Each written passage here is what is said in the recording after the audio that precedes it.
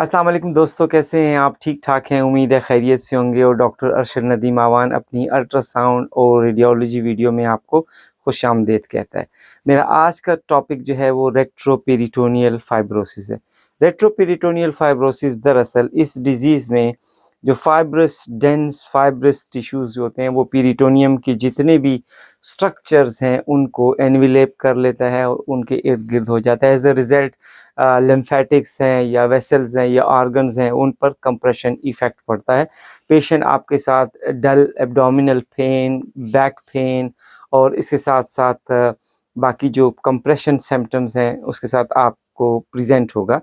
जहाँ तक इसकी टाइप्स का ताल्लुक है तो ये 2 टाइप के हैं। Primary retroperitoneal fibrosis, primary as the name mention, जिस तरह बता रहा है नाम से ज़ाहिर हो रहा है कि ये कुछ और सिस्टेमिक डिजीज़ के साथ भी इन्वॉल्व होगा। जिस तरह रेट्रोपेरिटोनियल फाइब्रोसिस के साथ-साथ आपको जो है रेट्रोस्टर्नल फाइब्रोसिस इसके साथ एसोसिएट होगा, या रीडियल फाइब्रोटिक थायरॉइडाइटिस जो है देखने में मिलेगा, फाइब्रोटिक कोलेंजाइटिस जो है इसमें होगा। तो ये उससे रिलेटेड प्राइमरी रेट्रोपेरिटोनियल फाइब्रोसिस होगा। जहाँ तक सेकेंडरी रेट्रोपेरिटोनियल फाइब्रोसिस का ताल्लुक है तो ये कुछ दवाइयों के इस्तेमाल से भी होता है, जिस तरह बीटा ब्लॉकर्स हो गए, मिथाइल डोपा हो गए और बहुत सारी एक मेडिसिनल लिस्ट है। इसकी वजह से जो है ये सेकेंडरी डिजीज़ हो सकती है। या फिर जो है ये डिस्मोप्लास्टिक रिएक्शंस कुछ कैंसर्स में जो है होता है, मसलन लिम्फोमा हो गया, या मिसाल के तौर पर कुछ और कोलोनिक या कार्सिनॉइड्स वगैरह हो गए। तो उनमें जब डिस्मोप्लास्टिक रिएक्शन होता है तो उस डिस्मोप्लास्टिक रिएक्शन की वजह से आपको जो है सेकेंडरी रेट्रोपेरिटोनियल फाइब्रोसिस देखने में मिलेगा। अब जो अल्ट्रासाउंड इमेजिंग है या रेडियोलॉजिकल इमेजिंग है वो कौन-कौन सी हैं, जिसमें सबसे पहले हमारे पास आईवीयू आता है। आईवीयू में आईवीयू ट्राइड आपको देखने में मिलेगा, जिसमें कि आपको medial displacement of the ureter नज़र आएगा, टेपरिंग ऑफ द यूरेटर नज़र आएगा। ये हम जो है इमेजेस के ऊपर आपको एक्सप्लेन करेंगे, उस पर आपको जो है दिखाएँगे। उसके साथ-साथ अगर अल्ट्रासाउंड पे आप देखते हैं तो पैरा एओर्टिक रीजन में हाइपोइक्विक मैस आपको नज़र आएगा, जो कि कंप्रेशन इफ़ेक्ट काज़ कर रहा होगा। उसके साथ-साथ आप अगर सीटी इमेजेस देखते हैं तो पीरी एओर्टिक एरिया में आपको हाइपोएटेन्यूएटिंग मैस, जो कि पूरे वेसल्स को जो है या एआर्टा को उसने कंप्रेस किया होगा या एनवेलप किया होगा। एमआरआई एक इम्पॉर्टेंट एक रोल प्ले करता है। और अगर हम रेडियो न्यूक्लियाइड स्कैनिंग की बात करें, जिस तरह रीनल सेंटीग्राफी में अगर हम देखते हैं तो गैलियम एक रेडियो अपटेक है, ट्रेसर है, जो कि आपको उस वक्त पॉजिटिव मिलेगा अगर उस वक्त हमारे पास इन्फ्लेमेशन, उसमें एक्टिव इन्फ्लेमेशन मौजूद है। तो ये तमाम पॉइंट्स इस वीडियो में आगे एक्सप्लेन किए गए हैं विद पिक्चर्स, विद इमेजिंग। उम्मीद है कि आपको ये वीडियो आसान लगेगी अंडरस्टैंड करने के लिए कि रेट्रोपेरिटोनियल फाइब्रोसिस क्या होता है। तो आइए ये इमेजेस देखते हैं। इस अल्ट्रासाउंड इमेज पे आपको रेट्रोपेरिटोनियल फाइब्रोसिस नज़र आ रहा है। आप देखें तो ये आपको एब्डोमिनल एओर्टा दिखाई दे रहा है। आपने प्रोब जो है वो लॉन्गिट्यूजनल फैशन पे रखनी है, लॉन्गिट्यूजनल एक्सिस पे आपने प्रोब रखनी है, तो आपको ये इमेज जो है नज़र आएगा। इस इमेज में आप देख सकते हैं कि आपको एब्डोमिनल एओर्टा नज़र आ रहा है और उसके ऊपर जो है along the long length of the aorta आपको जो है रेट्रोपेरिटोनियल फाइब्रोसिस टिश्यूज़ जो है वो नज़र आ रहे हैं। ये दूसरा अल्ट्रासाउंड इमेज है, इस पर डॉपलर इफ़ेक्ट हैं। आप देखें तो आपको एब्डोमिनल एओर्टा में ब्लड फ्लो नज़र आ रहा है और इसकी सुपीरियर आपको एनेक्विक टिश्यूज़ जो हैं वो नज़र आ रहे हैं। और आप इस एनेक्विक टिश्यूज़ को जो है, ये असल में फाइब्रोटिक टिश्यूज़ हैं जो कि हाइपोएक्विक नज़र आते हैं। और ये रेट्रोपेरिटोनियल फाइब्रोसिस हमें इस तरीके से जो है वो नज़र आएगा। तो ये आपके पास बड़ी क्लियर एग्जांपल है रेट्रोपेरिटोनियल फाइब्रोसिस की अल्ट्रासाउंड के ऊपर।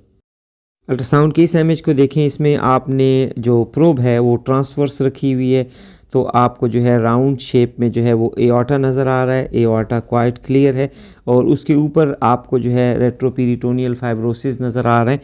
ये फाइब्रस टिश्यू जो कि येलो एरो की इंडिकेट कर रहा है और इसने एओर्टा को इनकेस किया हुआ है। तो एओर्टा की इनकेसमेंट होती है, मेजर वेसल्स की इनकेसमेंट होती है और यूरेटर की इनकेसिंग और डिविएशन जो है वो हो सकती है, जिससे आपको हाइड्रोनेफ्रोसिस या हाइड्रोयूरेटर देखने में मिलेगा।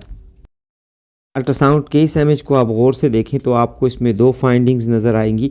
एक तो जो है वो एओर्टा के अंदर जो है आपको कुछ ल्यूमिनल थ्रोम्बोसिस नज़र आ रहा है, लेकिन उसके साथ साथ आप देखें तो आपको जो है इसके ऊपर जो है वो रेट्रोपेरिटोनियल फाइब्रोसिस दिखाई दे रहा है। रेट्रोपेरिटोनियल फाइब्रोसिस को प्रीवियसली जो है वो क्रॉनिक पीरी एओर्टाइटिस भी कहा जाता है, क्योंकि ये एओर्टा को जो है सराउंड करता है मेनली, और as a result compression effects भी नज़र आ रहे होते हैं। तो आपको अल्ट्रासाउंड इमेज पे इस तरीके से नज़र आएगा। आप इस इमेज पे देखें, आपको डॉपलर इफ़ेक्ट्स डाले गए हैं ताकि आपको जो एब्डोमिनल एओर्टा वो क्लियरली नज़र आ सके, और आपकर उसके अंदर आपको कोई इंट्राल्यूमिनल थ्रोम्बोसिस है तो आप उसकी डिफ़ाइन कर सकें कि क्या ये एक्चुअली इंट्राल्यूमिनल थ्रोम्बोसिस है या ये जो है फाइब्रोसिस है, रेट्रोपेरिटोनियल फाइब्रोसिस है। तो उसको क्लैरिफिकेशन के लिए आपने डॉपलर इफ़ेक्ट डालने होते हैं। आपको इस इमेज पर जो है वो क्लियरली रेट्रोपेरिटोनियल फाइब्रोसिस जो है वो नज़र आ रहा है। रेट्रोपेरिटोनियल फाइब्रोसिस के लिए आप अल्ट्रासाउंड इमेजिंग यूज़ कर सकते हैं। सीटी इमेजिंग जो है वो क्वाइट इफ़ेक्टिव होती है। आप इस कंट्रास्ट इनहेंस सीटी एब्डोमेन पे देखें तो आपको एओर्टा नज़र आ रहा है जो कि कंप्रेस है, और उसके सराउंड तमाम इनकेसिंग हुई है फाइब्रोसिस की वजह से। चूँकि ये रेट्रोपेरिटोनियल है तो ये रेट्रोपेरिटोनियल फाइब्रोसिस आपको इस फैशन में जो है सीटी इमेजेस पे नज़र आएगा। ये दूसरा इमेज नॉन कंट्रास्ट इनहेंस सीटी है। इसमें आपको जो वाइट एरो इंडिकेट कर रहे हैं ये आपको रेट्रोपेरिटोनियल फाइब्रोसिस इंडिकेट कर रहे हैं, लेकिन इसके साथ साथ चूँकि रेट्रोपेरिटोनियल फाइब्रोसिस का इफ़ेक्ट यूरेटर पे भी होता है और रीनल वेसल्स पे भी होता है। तो यूरेटर की वजह से आपको इमीडिएट जो इफ़ेक्ट नज़र आएगा वो हाइड्रोयूरेटेरोनेफ्रोसिस नज़र आएगा। आप देखें राइट साइड पे काफ़ी प्रोमिनेंट है, लेफ़्ट पे थोड़ा सा कम है, लेकिन राइट साइड पे आपको माइल्ड डिग्री हाइड्रोनेफ्रोसिस नज़र आ रहा है। इस एग्जाम्पल को आप देखें, इसमें थोड़ा सा progressive stage of retroperitoneal fibrosis जो है वो दिखाई दे रहा है। कंट्रास्ट इनहेंस सीटी है, और आप देख सक रहे हैं कि इसने तमाम जो एओर्टा है उसको इनकेस किया हुआ है। एज अ रिज़ल्ट इस पे कंप्रेशन इफ़ेक्ट्स भी जो है वो नज़र आ रहे हैं। अगर आप थोड़ा सा नीचे आएँ तो आपको जो है वो नज़र आएगा कि इसने किसी हद तक यूरेटर पे भी जो है इफ़ेक्ट डाला हुआ है। एज ए रिज़ल्ट पिल्विक एलिसियल डायलिटेशन नज़र आ रही है। ये कंट्रास्ट इनहेंस सीटी है। इस पे आप देखें तो रेट्रोपेरिटोनियल फाइब्रोसिस नज़र आ रहा है, और यहाँ पर आपको बड़ा क्लियरली नज़र आ रहा है कि इस रेट्रोपेरिटोनियल फाइब्रोसिस का इफ़ेक्ट जो है वो बायलैटरल यूरेटर पे है। As the result ureter compress हुआ है, और हाइड्रोयूरेटेरोनेफ्रोसिस जो है बायलैटरली आपको जो है वो दिखाई दे रहा है। तो ये मेजर वेसल्स को इफ़ेक्ट करता है।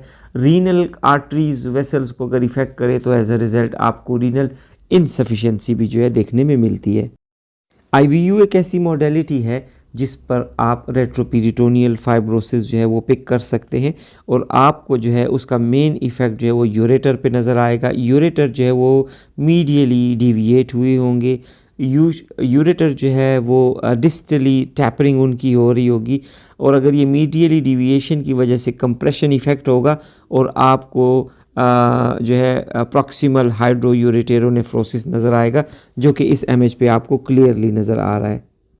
इस IVU को आप गौर से देखें तो आपको जो है इस पे वही इफ़ेक्ट नज़र आ रहा है। मीडियली जो है वो डिविएशन ऑफ द यूरेटर नज़र आ रहा है। लोअर जो यूरेटर है, डिस्टल यूरेटर जो है वो आपको टैपरिंग उसकी नज़र आ रही है। प्रॉक्सिमली आपको जो है हाइड्रोयूरेटेरोनेफ्रोसिस जो है वो नज़र आ रहा है। तो that is because of the retroperitoneal fibrosis, जो कि आप जो है वो IVU सीरीज़ पे बहुत आसानी के साथ जो है वो पिक कर सकते हैं।